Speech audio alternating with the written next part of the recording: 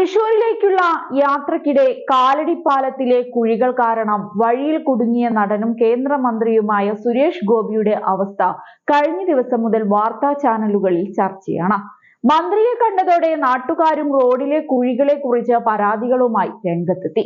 പിന്നെ ഒട്ടും വൈകിയില്ല, നേരെ ഫോൺ എടുത്ത് വിളിച്ചു നേതാവ് തിരുവനന്തപുരത്തേക്ക്. പൊതുമരാമത്ത് സെക്രട്ടറിയെ കാര്യങ്ങൾ ധരിപ്പിച്ച് ഉടൻ തന്നെ പരിഹാരമുണ്ടാക്കുമെന്ന ഉറപ്പും വാങ്ങിയ ശേഷമാണ് സുരേഷ് ഗോപി മടങ്ങിയത്. കഴിഞ്ഞ ദിവസം കോട്ടയത്ത് നിന്ന് തൃശൂരിലേക്കുള്ള യാത്രാമധ്യയാണ് സുരേഷ് ഗോപി ഇവിടെ എത്തിയത്. പാലത്തിൽ കയറിയ വാഹനം മുന്നോട്ട് നീങ്ങാൻ സാധിക്കാതെ കിടപ്പിലായി.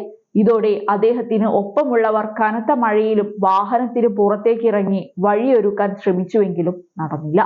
ഇതോടെ മന്ത്രി തന്നെ വാഹനത്തിന് പുറത്തേക്കിറങ്ങി റോഡിന്റെ സ്ഥിതി പരിശോധിക്കുകയായിരുന്നു. സുരേഷ് ഗോപിയെ കണ്ടതോടെ ഡ്രൈവർമാർ അടക്കം റോഡിൽ കുരുങ്ങിക്കിടക്കുന്ന ആളുകൾ പരാതികളുമായി എത്തി. ബന്ധപ്പെട്ട MLAയ്ക്കും MP ആയ ബെന്നി ബെഹനാൻ അടക്കമുള്ളവർക്കും കത്ത് കൊടുത്തും പറഞ്ഞും മടുത്തുവെന്ന് ഒരു സ്വകാര്യ ബസ് ഡ്രൈവർ സുരേഷ് ഗോപിയോട് ബോധിപ്പിച്ചു. ഒരാഴ്ചയായി ഇതുവഴി പോകുന്ന സ്വകാര്യ ബസ്സുകാരും സാധാരണക്കാരും കഷ്ടപ്പെടുകയാണ്.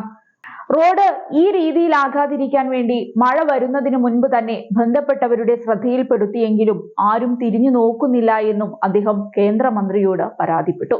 തുടർന്ന് സുരേഷ് ഗോപി സംസ്ഥാന പൊതുമരാമത്ത് വകുപ്പ് സെക്രട്ടറിയെ വിളിച്ച് കാര്യം പറയുകയായിരുന്നു.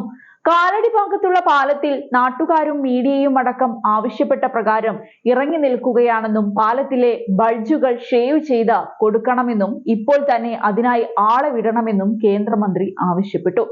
ഏറെ തിരക്കുള്ള കാലടി പാലത്തിലെ ഈ പ്രശ്നം യാത്രക്കാരും നാട്ടുകാരും പലതവണ പരാതിപ്പെട്ടിട്ടും പരിഹരിക്കപ്പെട്ടിട്ടില്ല. പാലം തുടങ്ങുന്നതിന്റെ രണ്ട് വശത്തും വലിയ കുഴികളാണ് രൂപപ്പെട്ടിരിക്കുന്നത്. ചെറിയ പാലം ആയതുകൊണ്ട് തന്നെ ഈ കുഴികൾ വലിയ ഗതാഗത കുരുക്കാണ് ദിവസവും ഈ ഭാഗത്ത് സൃഷ്ടിച്ചു കൊണ്ടിരിക്കുന്നത്. പാലം കടക്കാൻ 1 മണിക്കൂറൊക്കെയാണ് വേണ്ടി വരുന്നതെന്ന് നാട്ടുകാർ പറയുന്നു. ഏതായാലും നേതാവ് ഇടപെട്ട സ്ഥിതിക്ക് കാര്യങ്ങൾ എവിടെ എത്തുമെന്ന് കണ്ടു തന്നെ അറിയണം.